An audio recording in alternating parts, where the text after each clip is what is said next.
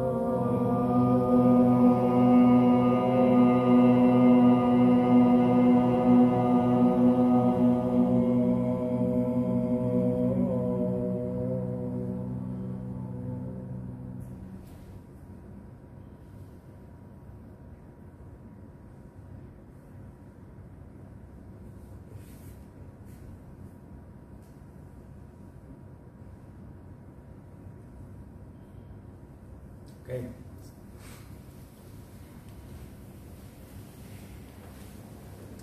Lesson 8, Tapas. You know what tapas means? Tapas is Spanish food, huh? Little bits and pieces. Yes, very delicious, together with wine. But our tapas is exactly the opposite.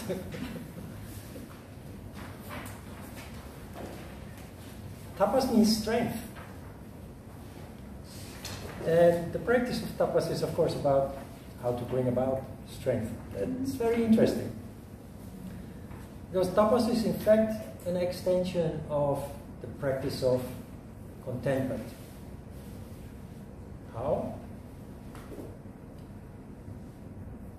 Tapas is, in fact, the opposite of the practice of luxury, or the indulgence in luxury, comfort. The reason why that is a necessity is because comfort, luxury, weakens the human being. It reduces our strength, and with that, our most precious asset, which is energy, is diminished. So the practice of austerity is necessary to maintain good levels of not just energy, but vital energy.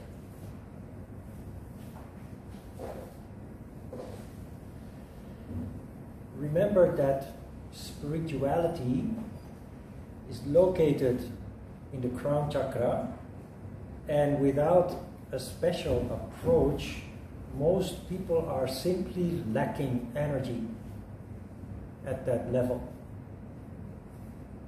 Practicing yoga, however, and keeping yourself strong and healthy through the practice of austerity outside of yoga practice provides you with that energy that is necessary to fuel all those wonderful characteristics that are located in the crown chakra. Now, this anecdote about the Buddha is as follows. Gautama the Buddha, as the story goes, was a prince. So he grew up in comfort and luxury in a royal palace. But having a natural tendency towards spirituality, he felt like he was getting stuck. And the story goes that just before he was about to get married, he left the palace through a secret underpass.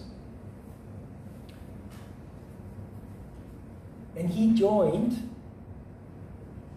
a sect of fakirs. You know what a fakir is?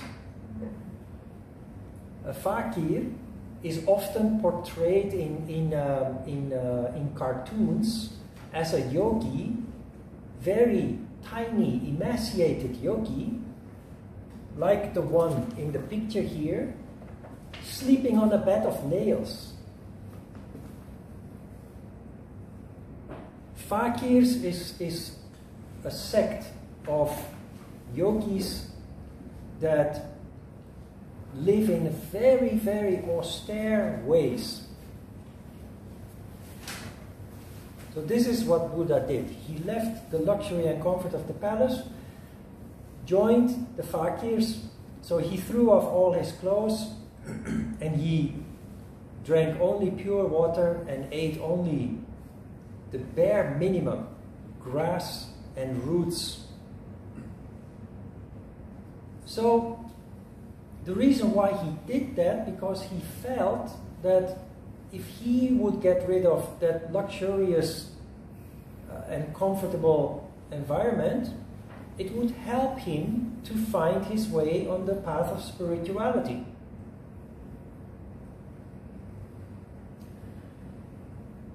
What is interesting about the story, however, is that after 6 years, he found himself getting sick, found himself with organ failure, the liver, the heart, and what have you. So he had a big dilemma there. He did find spirituality, but he now found out that he was going to die if he would continue this extreme kind of lifestyle. So then he saw the light and he realized the answer is not the luxury and the comfort of the royal palace. It's also not the total opposite, the austerity of the fakirs. It's somewhere in between. So he felt as if he was dying, so that made him decide to leave the sect. And the story goes, the anecdote goes, that he walked out of the forest into a meadow where he found a goat, which milk he drank. He drank the milk of a goat and started the process of healing himself again. And that is how he found the middle way, the golden mean of the Buddha, the golden middle way, and ended up with a big belly and a big smile under a tree. Tree which allegedly still exists, or at least sprouts of it have survived. I think they're frantically trying to keep it alive. But the story in itself is really about austerity, but in a sensible way. Many people who do start practicing yoga in a very natural way feel an attraction towards minimalization. Minimalism is a new trend, but actually it's not so new. It just became a trend, but it exists. It has always existed. And in my experience, every yoga practitioner naturally enters a stage where they want to challenge themselves physically by minimizing comforts of life, by minimizing luxury, by challenging themselves to live on basic necessities only. And it feels good. It feels good to eat less. And what you eat more purely, more natural, pure foods. It feels good to move your body. It feels good to ride a bicycle, to make a long walk, or to use the stairs instead of the elevator. If you pay attention, it does feel good. Interesting side effect is indeed, and that is important for us as yogis, that it leads to an increase of energy, which is our most precious asset.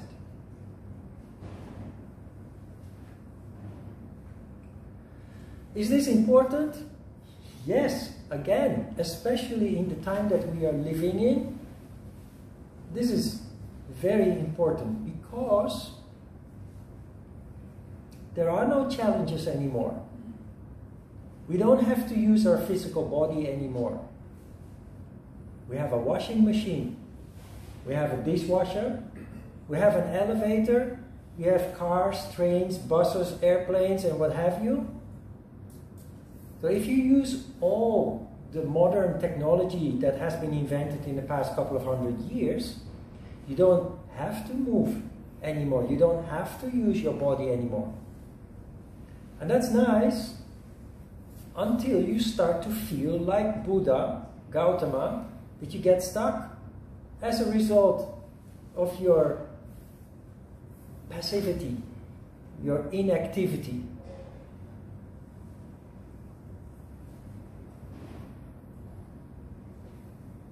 I live in an apartment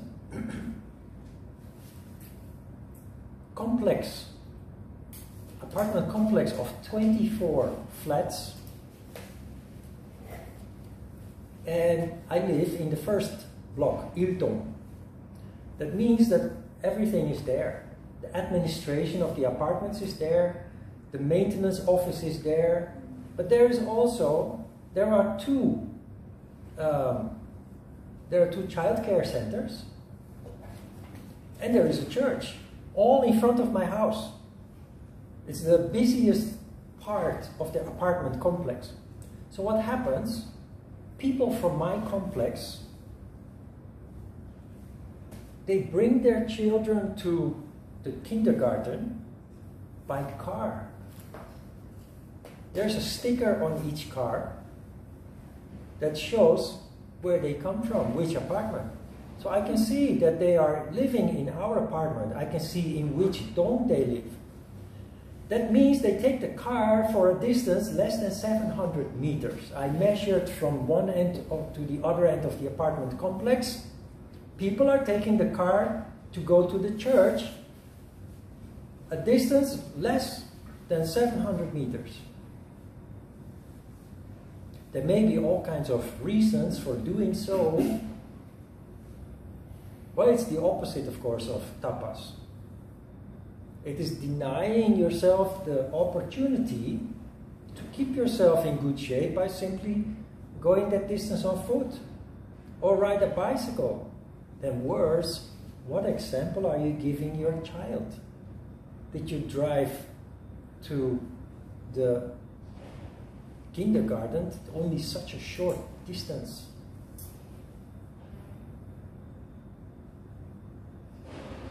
So it's just about sensible approach of all the luxury and all the technology that we have at our disposal.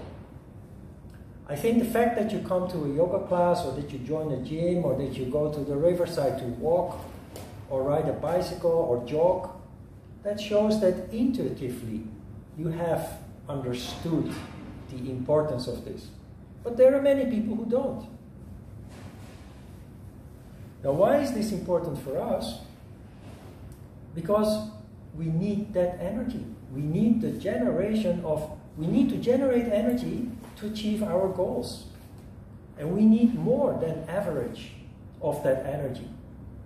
And it starts, of course, in your class with your practice of asana, which is practice of austerity. You can translate austerity as follows. You deliberately, you consciously subject yourself to discomfort in order to gain, in order to become stronger and healthier. You see that? So the fakirs, who live an incredibly austere life, and they do lie down on a bed of nails, not to sleep the whole night, but it is a show of how they can handle discomfort. It is a demonstration that they have achieved certain levels of austerity, but they push it very far. That is admirable to a certain point, but there is also a point where you overdo it and it can start to harm you. So that is what the story of the Buddha is about. He tried it out, it does work, but it went too far. It went so far that he felt if he continued much longer, he would actually physically die. And that is the whole key here. Sensible. Follow your feeling. Do crazy things like climbing mountains or deep sea diving or whatever it is that you feel attracted to. But know when to stop. Know when it becomes harmful. A modern equivalent of the fakirs, they still exist, of course. That is the people who do triple triathlon. You know Ironman triathlon?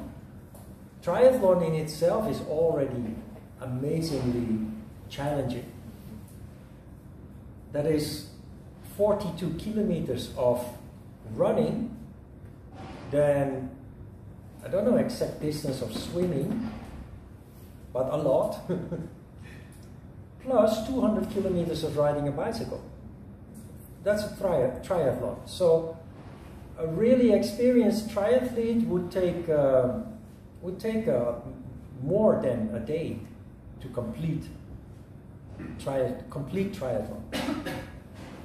Ironman triathlon is triple all that.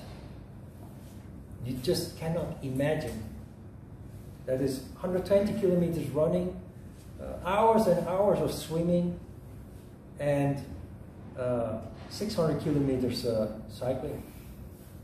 Approximately, I don't know the exact figures. The marathon at least is 42 kilometers and 200 meters, and swimming and cycling, just crazy distances. If you feel attracted to doing something like that, try it out. Prepare yourself. I think preparing for just the marathon in itself is going to take a year or more to build up towards your ability to run such a long distance. So leave alone a triathlon. You really have to prepare very carefully, very gradually, building up. Try it out. Follow the challenge. It will empower you. But when you start to feel that it starts damaging you, you have to know when to stop. There are people who don't know when to stop. They drop dead. Literally, they drop dead. Their heart just stops beating from the punishment they are giving themselves. So that's a little bit extreme.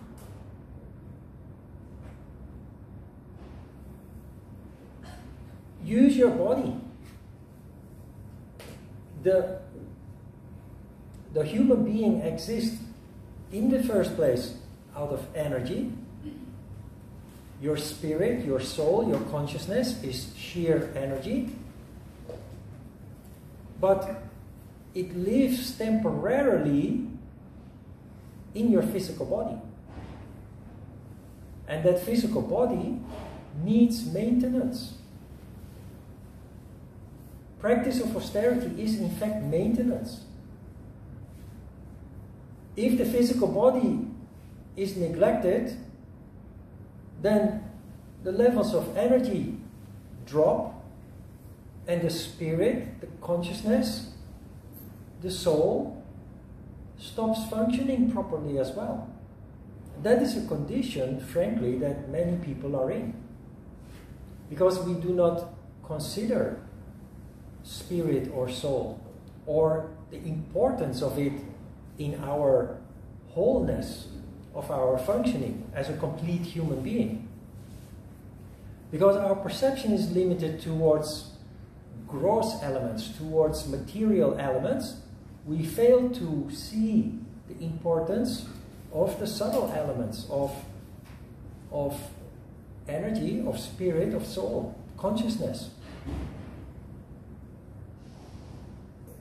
It's like a car. When you have a car, you need to maintain the car on a regular basis. Some oil here and there, some grease here and there, oil change, clean oil once in a while, Air filters need to be replaced once in a while. And of course, the fuel that you put in has to be good quality fuel. Otherwise the engine will not function properly. Now all this sounds very logical.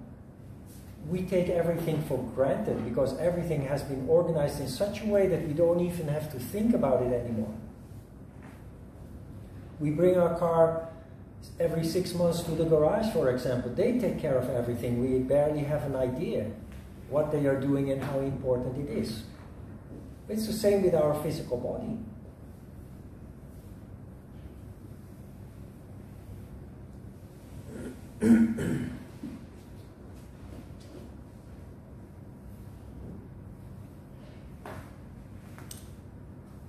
Practice asana with this in mind. Next time when you do first warrior, second warrior, any pose that really you feel is challenging and actually quite hard, remember this subject, because this is the reason why you are doing that. Again, the definition of austerity, tapas, is subjecting yourself consciously to discomfort, to become healthier, stronger, and to reach the spiritual goal.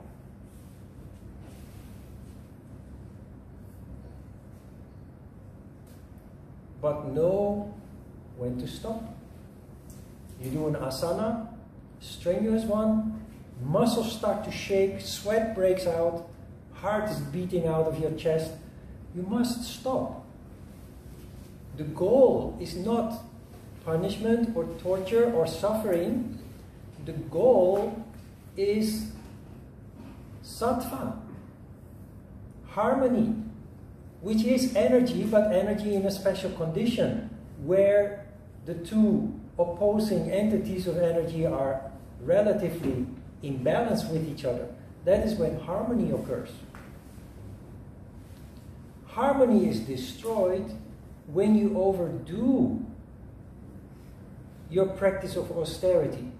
When you stay too long in a certain asana and it starts to hurt and it starts to make you mentally very restless because you want to stop, but you grind your teeth and you say, no pain, no gain, and I have to do this. And that is where you go over the edge. And what is supposed to create harmony, combined with high levels of energy, is then destroyed, in fact. And this is also the very reason why yoga has to be yoga. Sports is good. Flying yoga, Bikram yoga, Ashtanga yoga, it's good as an exercise, but it will never achieve this goal. It's also a practice of austerity to exercise, to do the physical variations of yoga. There's nothing wrong with that. But there is never harmony there. Because most practitioners or teachers of those modern kinds of yoga, they don't understand the concept of harmony or the importance of it, even more importantly. But that is why yoga means standing still. Standing still only up to a certain point. And you are the judge of that point. You are the only one that can tell when it is reasonable to stop, when the exercise that you are doing has fulfilled its purpose. I cannot tell you that. Of course, if I see you suffering, sweating, shaking, I know that you're going too far. And I will tell you again and again, don't stay too long in the pose. But as long as you do it correctly. It's not about looking at the clock and saying, I must stay in this pose for 30 seconds or 60 seconds or 2 minutes or... No. Time is not important. What you feel is important.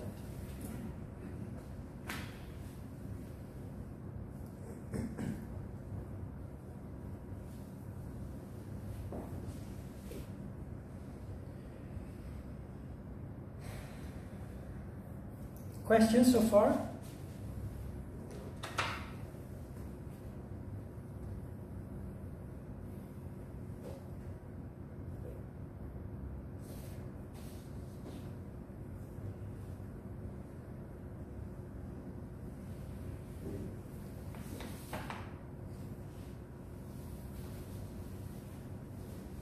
Page 2, mental practice of austerity is silence.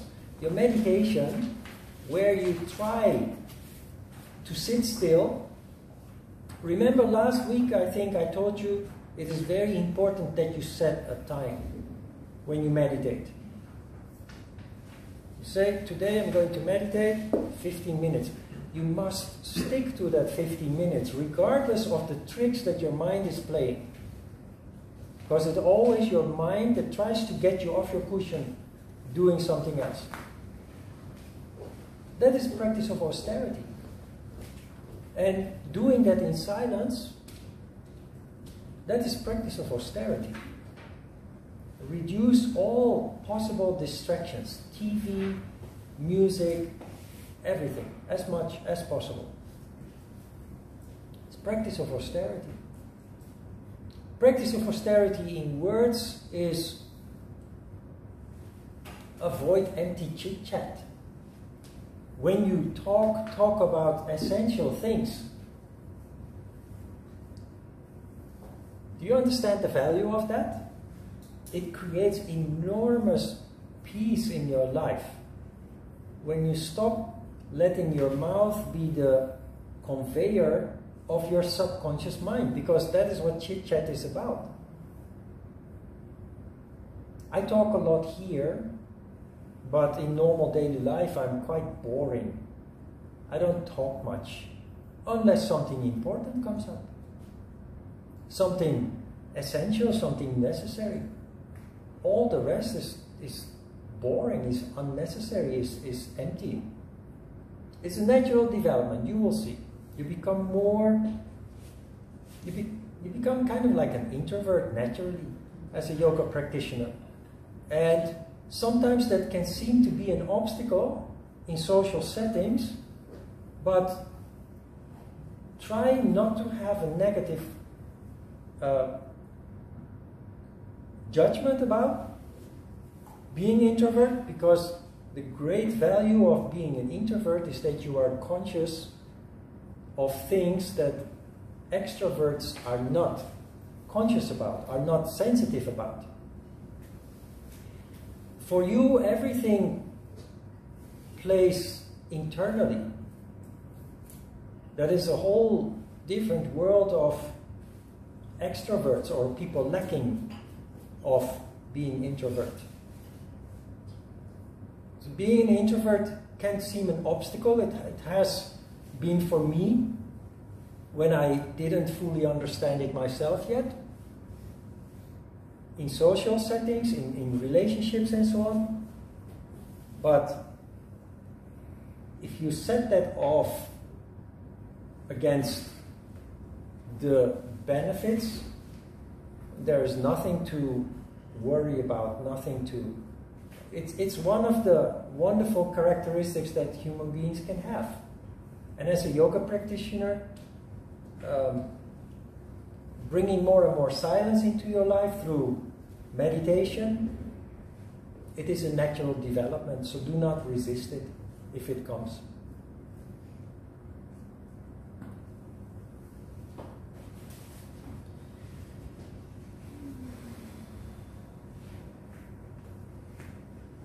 I would say the practice of austerity is a natural consequence of choosing the right path when you arrive at the fork in the road.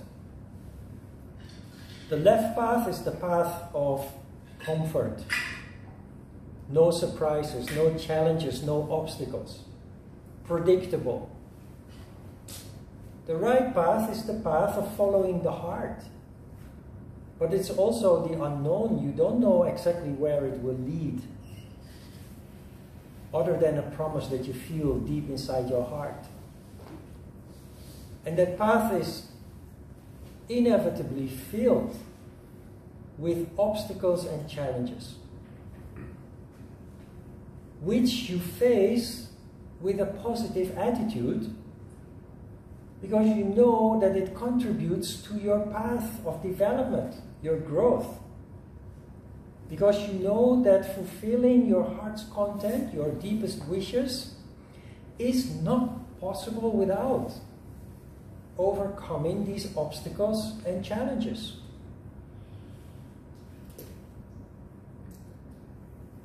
God helps only those who help themselves. I said it before when discussing contentment, I say it again. Out of comfort we tend to avoid obstacles and challenges if we can, because we consider them to be negative. As a yogi, however, it doesn't work like that anymore. Life becomes very boring and literally you feel to get stuck when there are no challenges and obstacles anymore. So change our mind. Start seeing challenges and obstacles as positive, constructive things that come onto our path. Make it a sport. Make everything a sport. For me, many years, everything was a sport.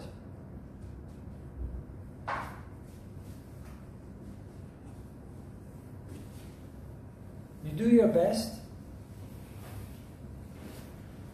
knowing that it's all you can do. But look at everything. Try to see the process that you are in, the process towards your future goals.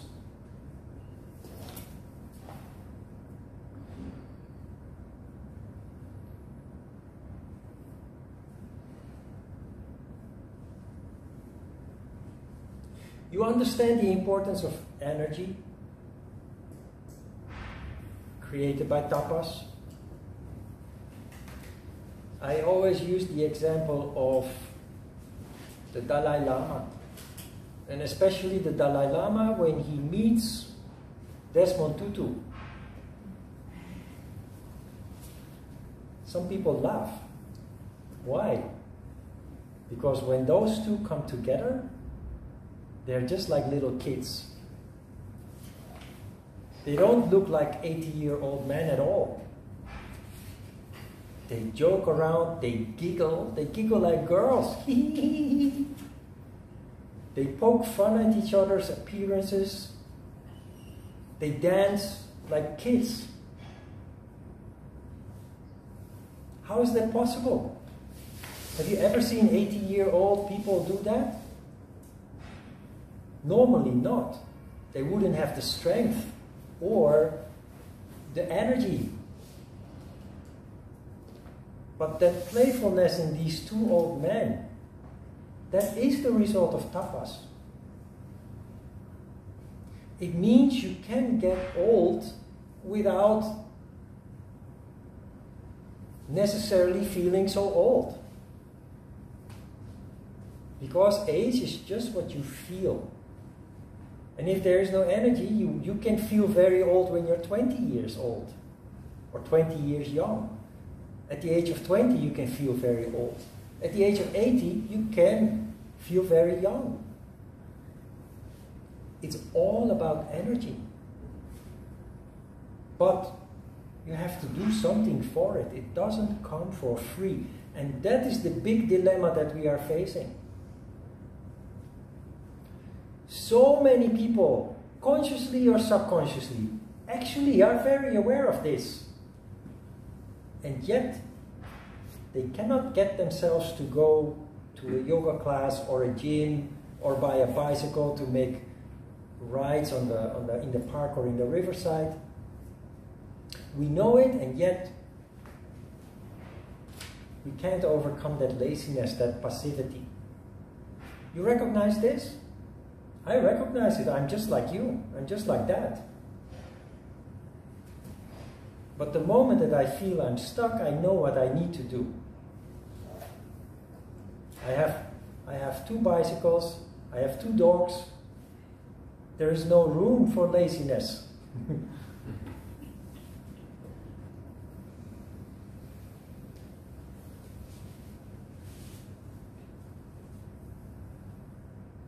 You understand the subject a little bit? The need to use your body for what it is designed to do. Healthy mind in a healthy body, they say, but actually it would be better to say a healthy spirit in a healthy body. The mind follows in that process too. Spirituality without a healthy body just is not possible.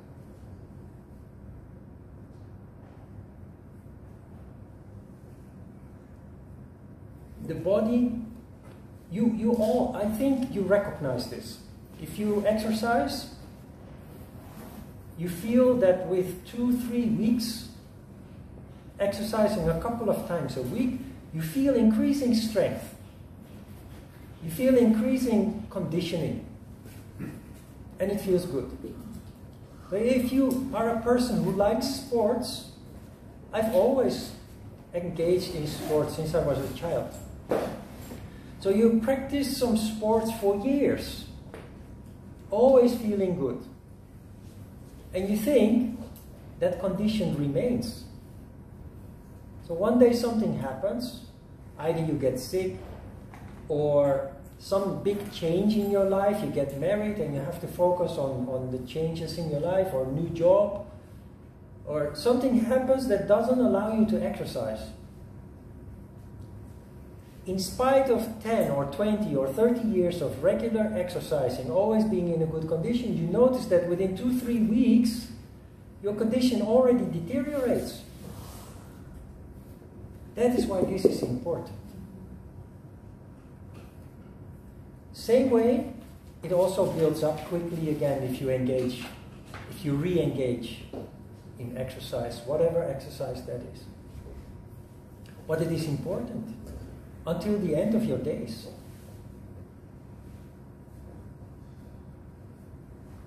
And you become more and more aware of that, especially as yogis. And that is why the subject of tapas is so important. You feel like doing extreme things? I have done extreme things. Do it sensibly. Know when to quit without feeling bad about it. When you feel bad about it, then you start practicing the previous niyama, contentment. You did what you could, and that's all you can do. Be satisfied with that. There are many yoga teachers who, after years of practice, they reach a certain status, and they only teach, and they stop practicing. Now, we will come across that in the Hatha Yoga Pradipika also. But, well, we talked about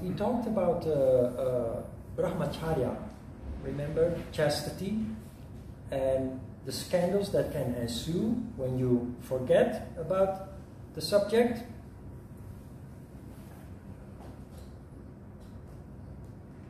The spiritual world, both the official religions and the New Age spiritual circles, have been riddled with scandals,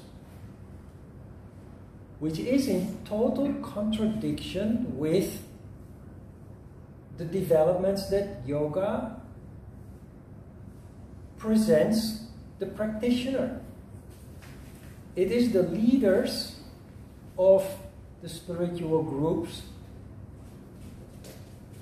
that commit wrongdoing, that commit abuse,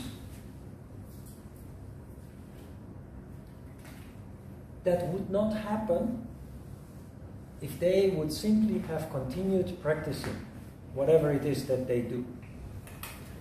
They think, I'm a master now, I did the work, I don't have to practice anymore. All I have to do is teach. But what happens? The development is there. The consciousness has expanded. But energy is energy. If you do not do the maintenance, it will drop. And so you start functioning in the lower chakras again, without the oversight of the higher chakras again. Worse is that your yoga practice has led to the development of higher abilities that remain, but then have no control mechanism anymore. When your consciousness drops to lower levels, the instinctive level, the levels of lower emotions and desires. And that is where it goes wrong. That is why I'm convinced that no matter how much you have practiced, you always have to continue practicing.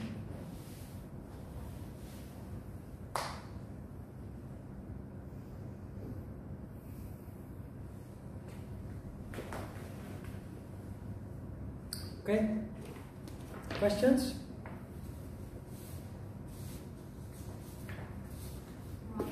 Yeah. So you mentioned how silence is like a form of tapas. Yeah. So then later on, then it feels like the opposite would be a practice of tapas. Like opposite?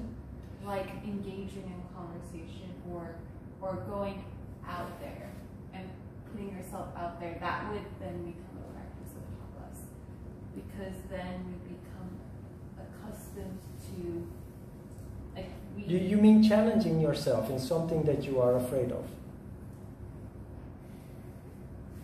Yes. That's tapas, sure.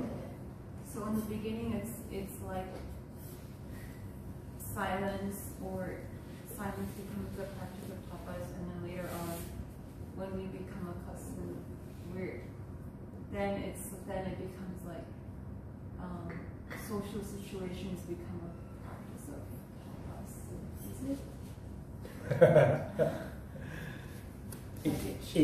it? It can be, it could be. If you're very introverted and shy, exposing yourself to social situations is very uncomfortable. So that is a form of tapas. Because as an introverted, shy person, you would always try to avoid social situations.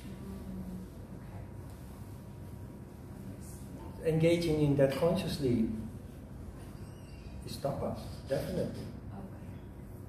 But do you understand the value of silence, or actually the difficulty with silence? Many people can't stand silence. There are people who they have the TV on all day, regardless of what they do. They vacuum clean, they wash dishes, cook, but the TV always has to be on. Unconsciously, subconsciously, or always music in the car, while walking in the street, riding the subway. Maybe you do, but I think as yogi, you cannot anymore do that, because you start becoming aware of the chaos that it causes, mental chaos. No, you don't recognize this?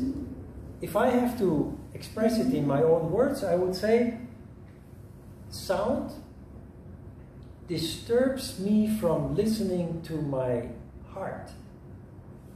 It keeps me from hearing the voice of my soul, which is internal. So introverts have this problem. Not only yogis. Yogis by definition become introvert, but introverts have this problem. They need more than average I time or me time. Do you recognize this? And being among people is very exhausting. Why? Because you're distracted, you feel disconnected. You just want to withdraw yourself and reconnect again. With what? With yourself, with your essence, with your heart. When you don't understand that, you think that you are weird, that other people are normal and you are not. And that's not the case. It's actually, if you're dealing with something like this, remember that it is a good thing. It's not always convenient, not always comfortable, but it shows that you have a certain quality that others are not having. And that quality is just not there if there is no silence, if there is no room.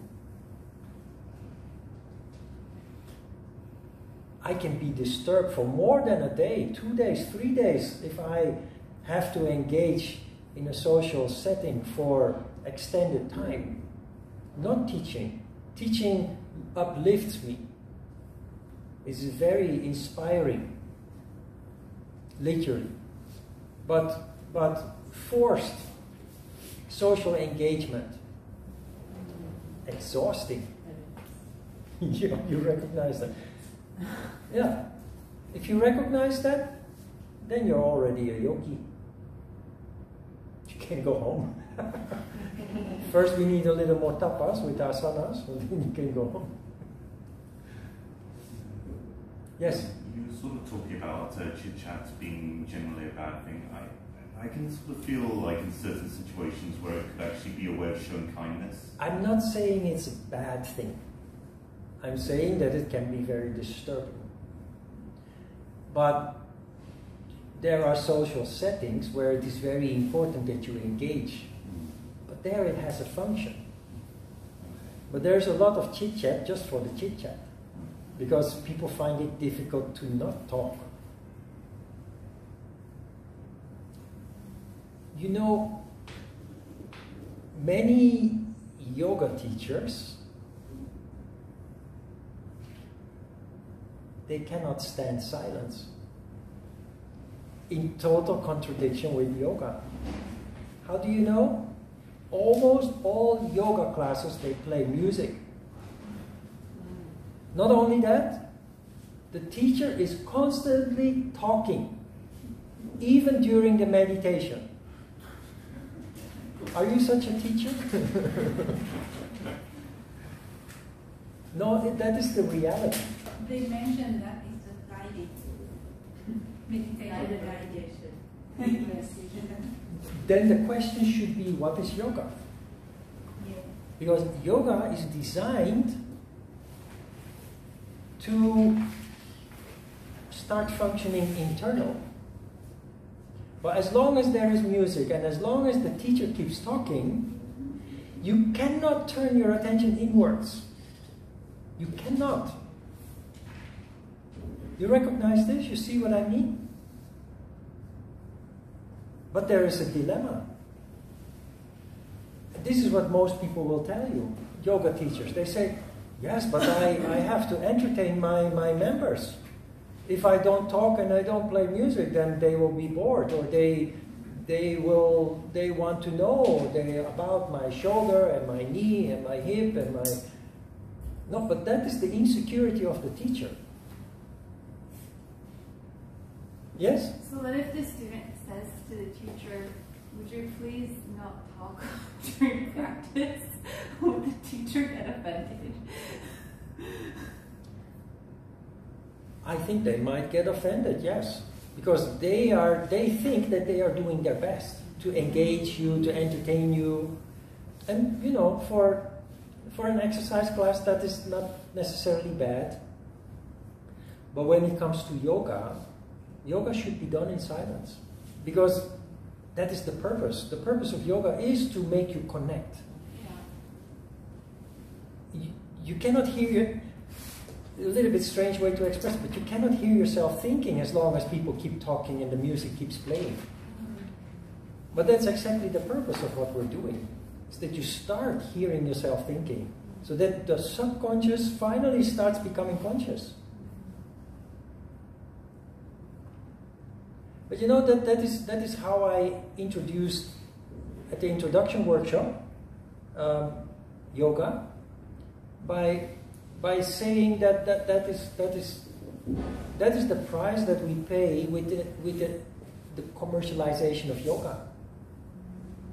Traditional yoga, if it is done correctly and in silence, for the onlooker, seems to be a very boring affair. But for the practitioner, because you feel what is happening, it's not boring at all.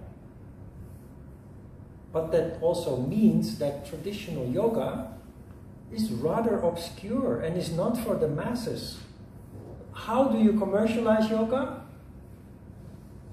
You throw out all the interesting parts of yoga. And all you keep is the physical exercise, even incorrectly. There's no standing still. You keep the physical exercise, you play some new age music to make it sound a little bit more mysterious, and you keep talking about the muscles and the joints and the bones and what have you. I know from Korean situation that Korean yoga teachers are taught to teach like that.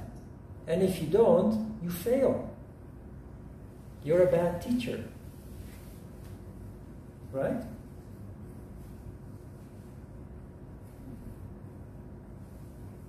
I've never compromised on that. Maybe I'm in a fortunate position, but I cannot compromise on that. I cannot start playing music and bore people with talk about physical aspects just to make my class more popular and earn more money. That's not pure. That is violating everything that I'm teaching. So that's also austerity. That you do not compromise. Remember when we talked about saucha, being consistent, consequent in your behavior? That's this. You don't compromise just to make things easier. You stick to your principles. And for me, that's teaching yoga correctly. Even when things get difficult. Even when numbers of students reduces considerably.